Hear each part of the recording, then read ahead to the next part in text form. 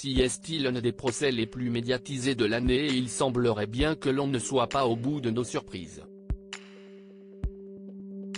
Depuis le mi-août, Benjamin Mendy est sur le banc des accusés dans le procès qui l'oppose à 7 femmes différentes qu'il accuse de 8 viols, une tentative de viol et une agression sexuelle pour des faits qui se seraient déroulés entre octobre 2018 et août 2021. Des faits qu'il nie en bloc depuis le début de l'affaire, tout comme celui qui est désigné comme son complice, Louis Saha Maturi, aucun rapport avec le footballeur Louis Saha. Les deux hommes assurent n'avoir rien fait d'illégal, mais les témoignages s'accumulent depuis près d'un mois et demi et de nombreuses femmes décrivent des scènes assez similaires. La plupart du temps, les faits reprochés au footballeur de 28 ans se déroulent dans son manoir, situé à l'écart du voisinage et dont l'intérieur a fait l'objet de beaucoup d'interrogations de la part des jurés. Si dans un premier temps le procès s'est intéressé à la personnalité de Benjamin Mendy, depuis plusieurs semaines, les témoignages des plaignantes se succèdent et hier, c'était au tour du contre-interrogatoire d'une jeune femme âgée de 17 ans au moment des faits qui a été diffusé. Cette dernière affirme avoir été violée à 2 reprises par le footballeur, puis 2 autres fois par Louis Saha Maturi, le 23 août 2021.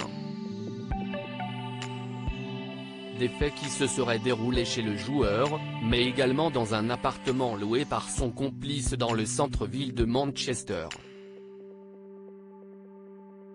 Je ne voulais pas qu'il se passe quelque chose entre nous deux. Les avocates de la défense ont mis la jeune femme en difficulté comme le rapporte l'équipe, pointant des contradictions dans son récit.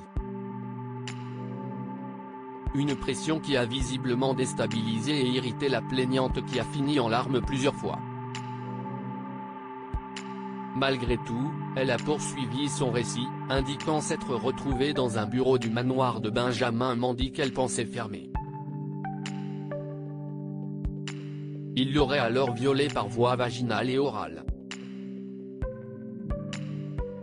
Je ne voulais pas qu'il se passe quelque chose entre nous deux, assure-t-elle, avant de dévoiler le texto qu'elle aurait reçu le lendemain, n'oublie pas la pilule.